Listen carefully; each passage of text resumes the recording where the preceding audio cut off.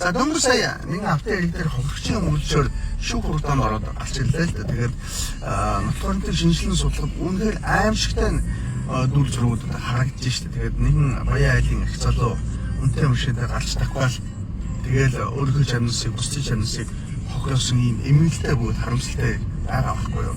Энд чинь нэгдүгээр дулуул чи хичнээн баян байлаадсан өөрийнхөө өмнөөс өвдөх хүнийг хүсэж чадахгүй.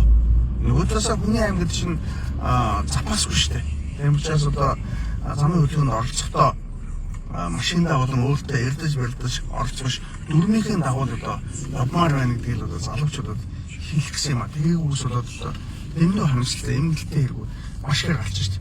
Өнөөдөр хүн болж хорвоод илчээд хин нэгэн одоо буруутай хүний амгалан сагсуу залуугийн одоо улмаас хорвоос үснүүд бол бас дэндүү харамсалтай. Харамсалтай штэ гэдэг үг. За